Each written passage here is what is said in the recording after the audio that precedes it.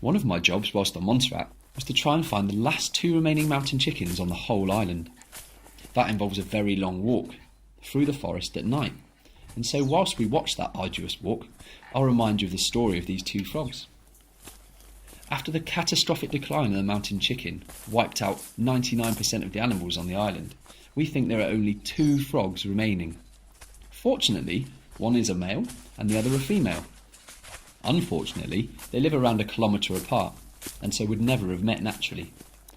For that reason, we decided last year to carry out a translocation, moving the female down to the male's territory in the hope they might meet and breed.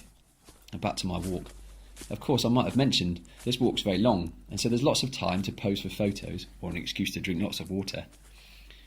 In fact, here's me posing in front of an ash field that now covers the old airport, which reminds me, this site is in the exclusion zone for the active volcano on Montserrat, meaning we can't visit for very long.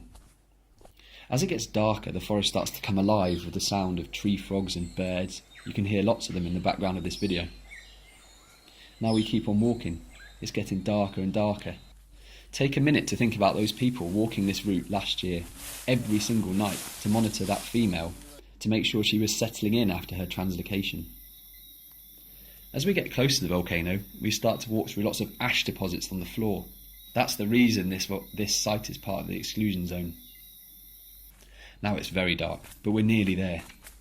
And here we are, Fairy Walk, the famous site which is home to the last 2 remaining mountain chickens on the whole of Montserrat.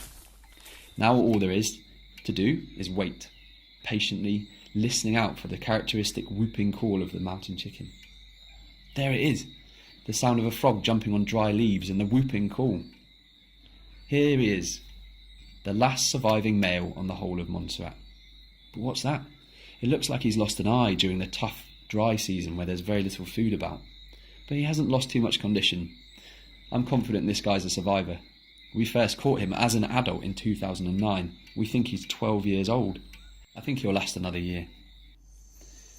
Now all that's left to do is the long walk home through the dark. At this point I'm pretty exhausted. You might be able to hear me panting in the background.